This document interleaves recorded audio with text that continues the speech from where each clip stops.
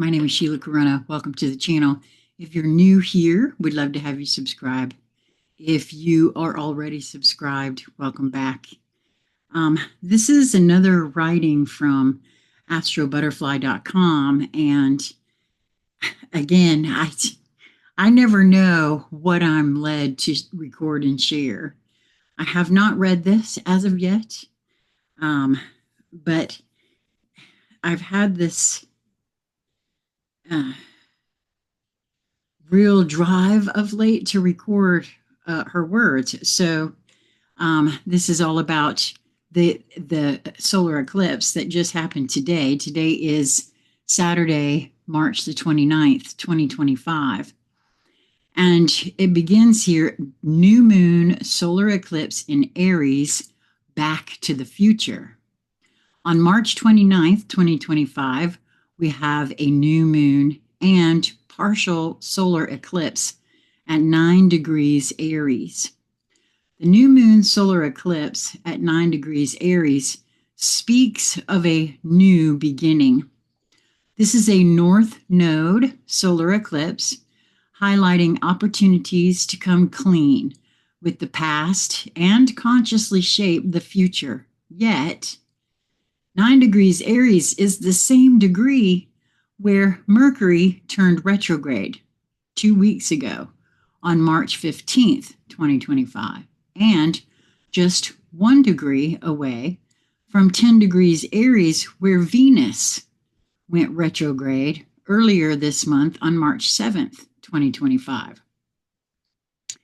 There's something about the 9 to 10 degree Aries point zone that is being strongly activated this month, like a cosmic reset button, a call to rewrite karma and shape our destiny. What's even more striking is that at the time of the new moon, Mercury, which was at 0 degrees Aries, is conjunct Neptune at 29 degrees Pisces, basically bridging the past.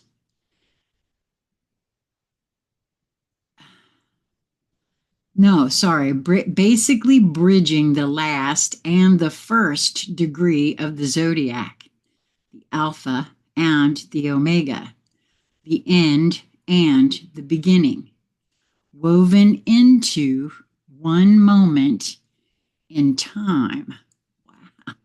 That actually might explain a few things that have been going on in my life, that's for sure.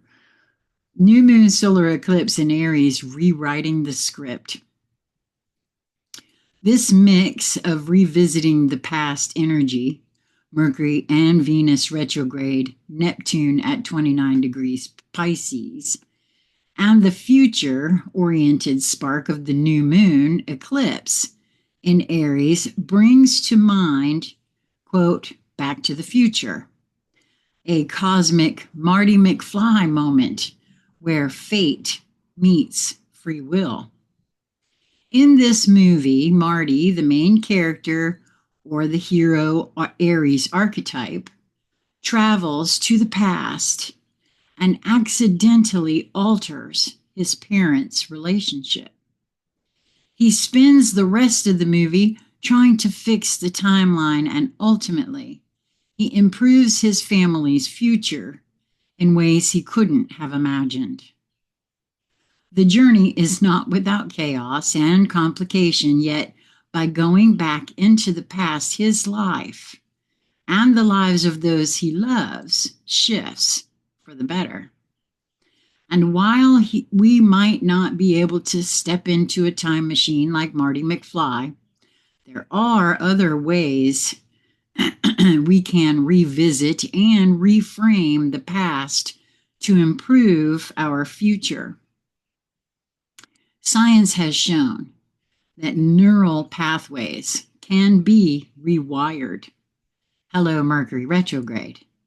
And that by reassigning new personal meaning to our stories and emotional memories, which is Venus retrograde, we can create new stories from the same past And I really feel like that's true. I've shared on the channel many times how I see things that I would have labeled as horrific cases of instances of things that happened to me as catastrophic at one time. And now I see them as the best thing that ever happened to me. And so I really get what she's speaking to here.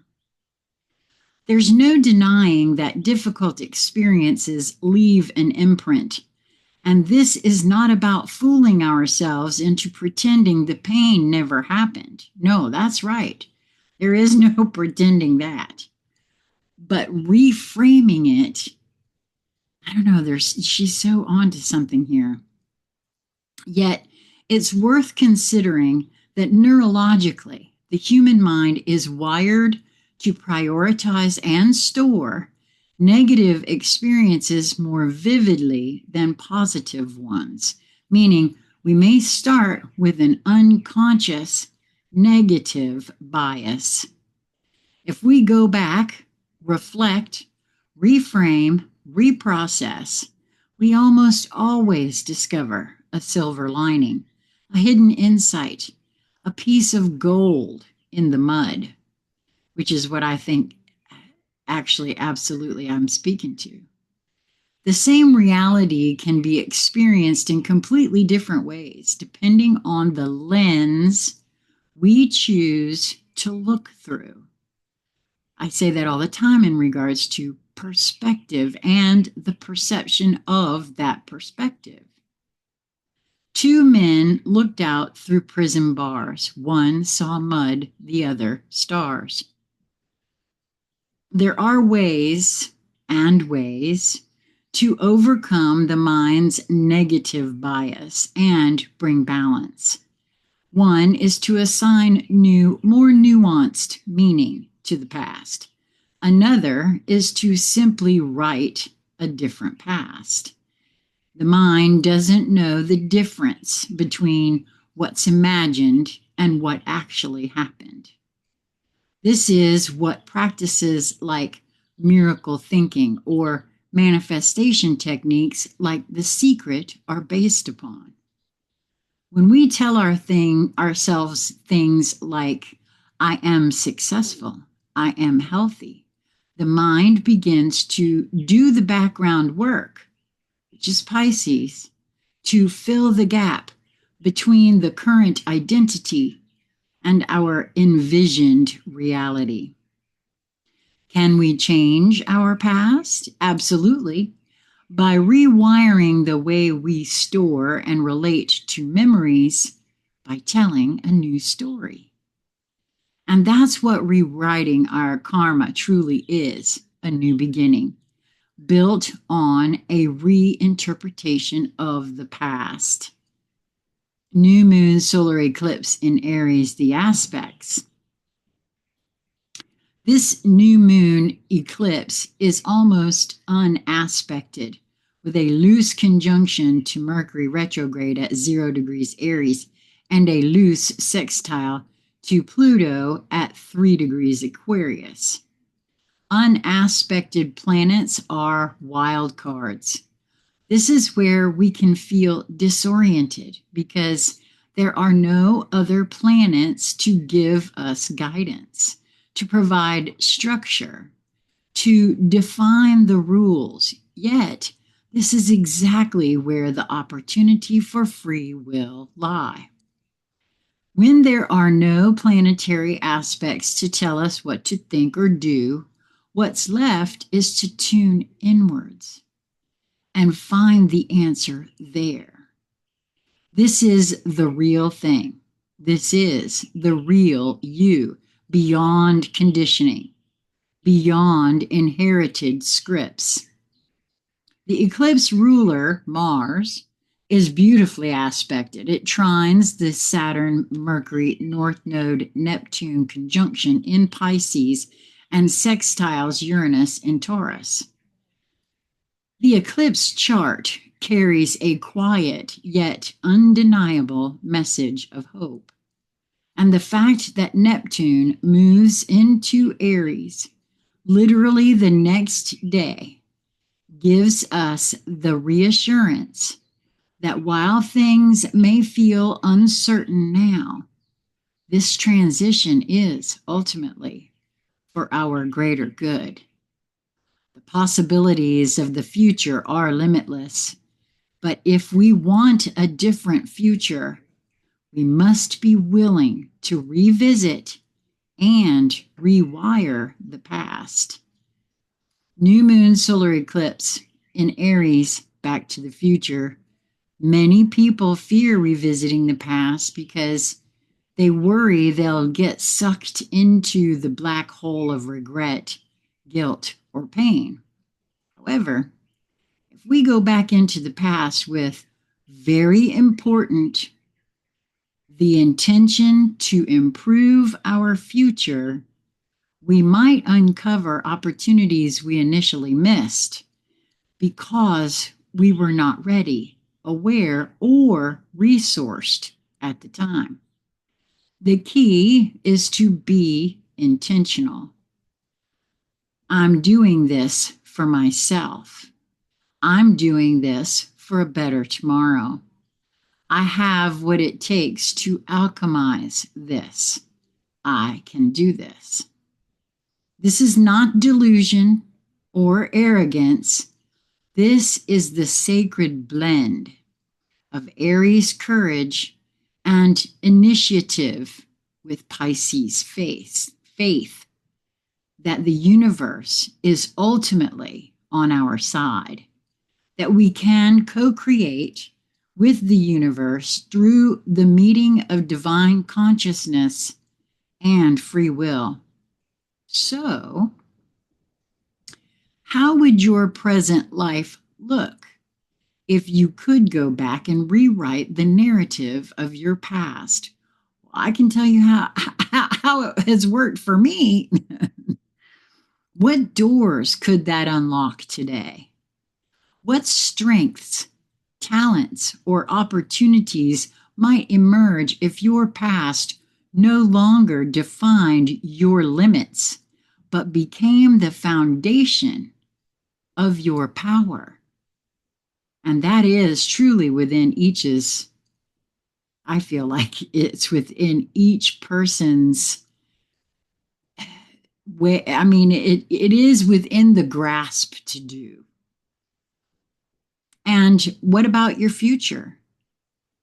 What new possibilities could this journey back into the past open up in your work, your purpose, your relationship, your potential to create success on your terms? Wow. And then, of course, she talks here about subscribing, which I highly recommend because I am not always guided to, I know I say that every time as of late, and I've read every single thing of late and shared it with you. However, I am not always guided to do that. And if you're enjoying her work, I highly recommend that you go to, there will be a link in the show more section to this article. Go there and subscribe. It is free. You'll get it in your email inbox each time she writes a new article. Also, take a look around because she has launched a course that you can take advantage of, the AstroButterfly School. I would love to hear from you. Have you done this for yourself? I have. I wouldn't have described it in exactly the way she has, but it is the same thing. It is seeing things I would have labeled in the past as catastrophe, horrific things that should never happen to anyone. However, what they actually are, I found the silver lining in each one of them. And so I would love to hear from you in the comments or reach out to me personally at consciousconversationcentral@gmail.com. Let's chat about how this has worked for you. What do you do? How do you do that?